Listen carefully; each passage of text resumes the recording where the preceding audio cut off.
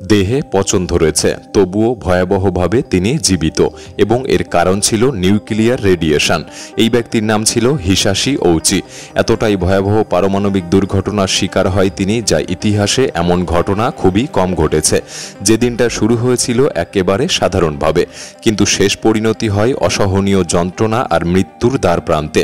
টানা ৮৩ দিন ধরে মৃত্যুর সাথে তার লড়াই চলে, যে ঘটনা আজও বিজ্ঞানের সবচেয়ে বড় ভুল ছিল। মানুষ আজও তার জন্য কাঁদে। তাই আজকের ভিডিওতে আমরা দেখাতে চলেছি কিভাবে ঘটেছিল সেই বিভীষিকাময় ঘটনা, কেন চিকিৎসকেরা তাকে মৃত্যুর মুখেও ছেড়ে দিতে পারেনি, আর শেষ পর্যন্ত কি পরিণতি হয়েছিল এই রেডিও অ্যাক্টিভ মানুষটির সাথে। চলুন আজ আমরা আপনাকে শোনাবো বিজ্ঞানের ইতিহাসে সবচেয়ে মর্মান্তিক সেই অধ্যায়ের গল্প। তাই ভিডিওটি সম্পূর্ণ দেখার অনুরোধ রইল, আর নতুন বন্ধুরা অবশ্যই পাশে থাকা সাবস্ক্রাইব লেখাটি প্রেস করে বেল আইকনের অল অপশন সিলেক্ট করুন। ১৯৯৯ সালে ৩০শে সেপ্টেম্বর জাপানের টোকাইমুরা পারমাণবিক জ্বালানি প্রক্রিয়াকরণ কেন্দ্রে হিসাশি ঔচি, মাসাতো শিনোহারা এবং তাদের সুপারভাইজার ইউতাকা ইয়োকোকাওয়া শুরু করেছিলেন প্রতিদিনের মতোই কাজ। বিপজ্জনক ইউরেনিয়াম পদার্থ প্রস্তুত এবং প্রক্রিয়াকরণ তাদের মূল কাজ ছিল, কিন্তু সেই দিনটা আর সাধারণ দিনের মতো ছিল না। সেই সময় জাপানের কাজের সংস্কৃতি বরাবরই ছিল কঠিন। নিয়ম আর ডেডলাইনের পেছনে ছুটতে ছুটতে কর্মীদের জীবন হয়ে পড়েছিল মারাত্মক চাপের। কর্পোরেট লোক, খরচ কমানোর কৌশল আর শ্রমিকদের নিরাপত্তাকে অবহেলা করে গড়ে ওঠা এই সংস্কৃতিই হিসাশি ঔচিদের ঠেলে দেয় এক ভয়াবহ বিপর্যয়ের দিকে। তখন জাপান বিদেশ থেকে বিপুল পরিমাণ জ্বালানি আমদানি করত এবং নিজেদের শক্তি নির্ভরতা বাড়াতে তারা গড়ে তুলেছিল পারমাণবিক বিদ্যুৎ কেন্দ্র। সেই চাপে জ্বালানি খাতে কাজ করতে হতো হাজারো মানুষকে, যাদের নিরাপত্তা নিয়ে কেউ কোনোদিন ভাবত না। টোকাই পারমাণবিক বিদ্যুৎ কেন্দ্র ছিল জাপানের প্রথম, আর এর জ্বালানি প্রস্তুত হতো টোকাইমুরা কারখানায়, যা পরিচালনা করত জেসিও নামের একটি কোম্পানি। এখানে ইউরেনিয়াম হেক্সাফ্লোরাইড থেকে বানানো হতো উন্নত মানের ইউরেনিয়াম ডাইঅক্সাইড। এরপর তা ছোট ছোট প্লেটে রূপান্তর করে ঢোকানো হতো নল আকৃতির টিউবের ভিতর, যেগুলি জ্বালানি রড হিসাবে ব্যবহার হতো বিদ্যুৎ উৎপাদনে। কিন্তু সেদিন যা ঘটেছিল সেটা নিছক অবহেলা ছিল না, এটা ছিল জ্ঞানের অভাব, প্রশিক্ষণের অভাব আর শ্রমিকদের জীবনের প্রতি এক নির্মম অবজ্ঞার ফল। আর সেই ভুলেরই মূল্য দিতে হয়েছিল হিসাশি ঔচিকে তার নিজের শরীর আর জীবনের বিনিময়ে। সেই দুর্ভাগ্যজনক দিনে হিসাশি ঔচি এবং তার সহকর্মীরা কাজ শুরু করেছিলেন প্রতিদিনের মতোই। একটা সাধারণ সকাল আর একটা জ্বালানির ব্যস্ত দিন। তাদের কাজের অন্যতম গুরুত্বপূর্ণ দায়িত্ব ছিল ইউরেনিয়াম মেশানোর ৩টি ধাপ সম্পন্ন করা। প্রথম ধাপে ডিস্যালিনেশন ট্যাঙ্ক নামের একটি স্বয়ংক্রিয় সিস্টেমে ৫% ঘনত্বের ইউরেনিয়াম পাউডার মেশানো হতো নাইট্রিক অ্যাসিডের সঙ্গে। দ্বিতীয় ধাপে থাকত একটি সিলিন্ডার আকৃতির বাফার ট্যাঙ্ক, যার মূল কাজ ছিল ইউরেনিয়ামকে ক্রিটিক্যাল স্টেটে পৌঁছাতে না দেওয়া, অর্থাৎ নিউক্লিয়ার ফিশন চেইন রিয়াকশন যেন অঘটনবশত না শুরু হয়ে যায় তা ঠেকানো। এই ট্যাঙ্ক থেকেই নিয়ন্ত্রিতভাবে ইউরেনিয়াম ড্রিপ করত তৃতীয় ধাপে, প্রেসিপিটেশন ট্যাঙ্কে, যেখানে এই পদার্থ চূড়ান্তভাবে প্রস্তুত হতো। এই পুরো প্রক্রিয়ায় প্রচুর তাপ তৈরি হতো, তা কমাতে দরকার পড়ত ঠান্ডা জল ভর্তি বিশেষ জ্যাকেটের। পুরো সিস্টেমটি ছিল অটোমেটিক, আর কারিগরদের কাজ ছিল সেটিকে পর্যবেক্ষণ করা। কিন্তু ঘটনার ৩ বছর আগেই জেসিও তাদের প্রক্রিয়ায় কিছু পরিবর্তন এনেছিল। উৎপাদন দ্রুত করার জন্য বাদ দিতে হয়েছিল কিছু গুরুত্বপূর্ণ ধাপকে। কারণ ছিল জ্বালানির চাহিদা বেড়ে যাওয়া এবং সেই চাপ মেটানোর তাগিদ। নিয়ম লঙ্ঘন করে জেসিও কোম্পানি সিদ্ধান্ত নেয় ইউরেনিয়াম পাউডার মেশানো হবে মেশিনে নয়, হাতে, আবার তাও স্টেনলেস স্টিলের বালতিতে। এই বিপজ্জনক সিদ্ধান্ত নেওয়া হয়েছিল সরকারের অনুমতি ছাড়াই, একটা শর্টকাটের লোভে। এরপরও তারা থামেনি। কোম্পানির কাজ পিছিয়েছিল, তাই ডেডলাইনের চাপ আরও বেড়েছিল। ফলে যারা আগে থেকেই অতিরিক্ত কাজের চাপে নুয়ে পড়েছিল তাদের উপর পড়ে আরও অবিবেচক সিদ্ধান্তের বোঝা। তারা গোটা প্রক্রিয়াতে এমনভাবে চাপ দেয় যে সুরক্ষা পোশাক পর্যন্ত পরা হতো না। সাধারণ জামা পরে পারমাণবিক পদার্থ নিয়ে কাজ শুরু করতে হতো। আর এখান থেকেই শুরু হয় সেই বিপর্যয়। একটি ভুল ধাপে, একটি ভুল পদ্ধতিতে সেই ইউরেনিয়াম মিশ্রণের ভেতর নির্বিঘ্নে জন্ম নেয় এক ভয়াবহ নিউক্লিয়ার প্রতিক্রিয়া, যার ফলাফল ছিল অকল্পনীয়। সকাল 10:35 হিসাশি ঔচি ও মাসাতো শিনোহারা শুরু করেছিলেন ইউরেনিয়াম পাউডার মেশানোর কাজ একটি স্টিলের বালতিতে, কিন্তু তারা জানতেই পারেননি এই মিশ্রণ ছিল বৈধ মাত্রার চেয়েও 7 গুণ বেশি। ওই সময় ইউতাকা ইয়োকোকাওয়া অফিস ডেস্ক থেকে সবকিছু পর্যবেক্ষণ করছিলেন।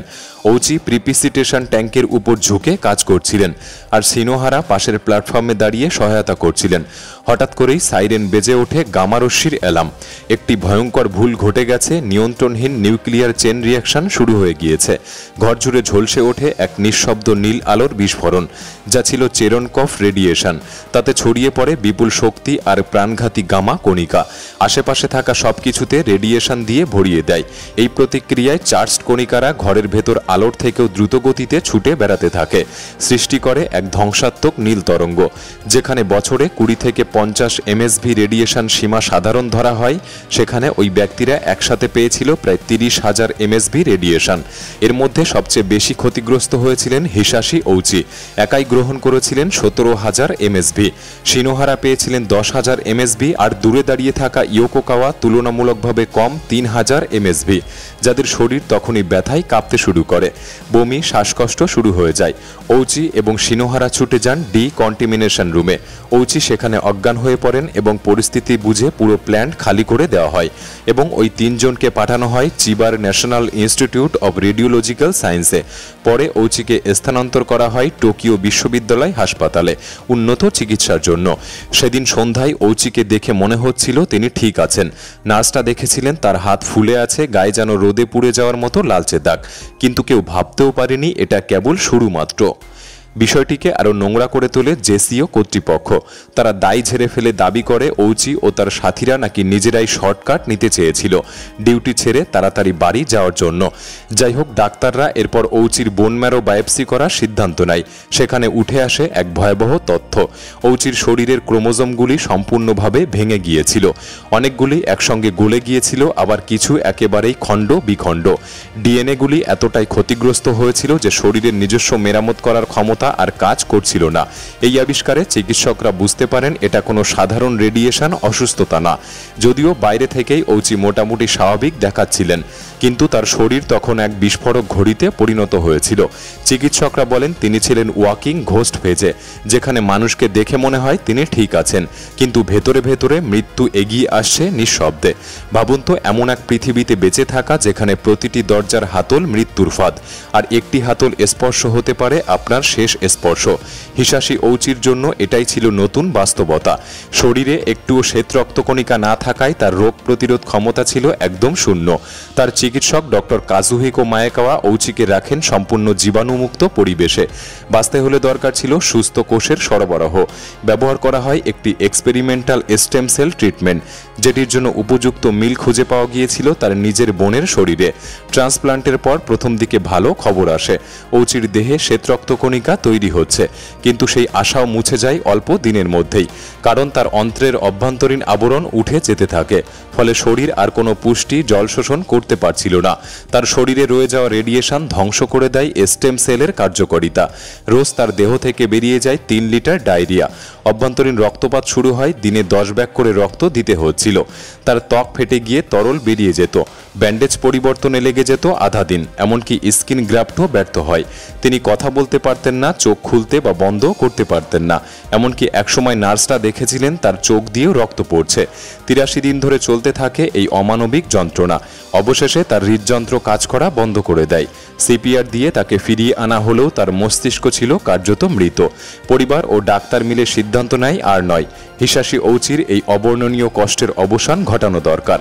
এরপর 1999 সালের 21শে ডিসেম্বর হিসাশি ঔচির মৃত্যু হয় মাল্টি অর্গান ফেলিয়ারে। মাত্র 35 বছর বয়সে শেষ হয় এক পরিশ্রমী নিরীহ মানুষটির জীবন। তার সহকর্মী সিনোহারাও পরে মারা যায় রেডিয়েশনজনিত কারণে। শুধু ইয়োকোকাওয়া বেঁচে যায়, কিন্তু তাকে সহ আরও 5 জন জেসিও কর্মকর্তার বিরুদ্ধে দায়িত্বে গাফিলতির অভিযোগ আনা হয়। এই ঘটনায় মোট 49 জন কর্মী রেডিয়েশনে আক্রান্ত হয় এবং কোম্পানিকে 12.6 বিলিয়ন ইয়েন ক্ষতিপূরণ দিতে হয়। সাথে জেসিও কোম্পানির লাইসেন্সও বাতিল হয়ে যায়। হিসাশি ঔচির এই মৃত্যু কেবল একজন সাধারণ মানুষের বেদনাদায়ক পরিণতি নয়, এটা ছিল শিল্প অবহেলার এক চরম মূল্য আর একটা গোটা সিস্টেমের নিষ্ঠুরতার দলিল, যা আজও মানুষের মনে শোকের ছায়া তৈরি করে। কমেন্ট বক্সে আপনার বক্তব্য লিখে জানাতে পারেন। ভিডিওটি ভালো লাগলে একটি লাইক করতে পারেন, চ্যানেলটি সাবস্ক্রাইব করে রাখতে পারেন। তাহলে দেখা হচ্ছে পরবর্তী নতুন একটি এপিসোডে। ধন্যবাদ।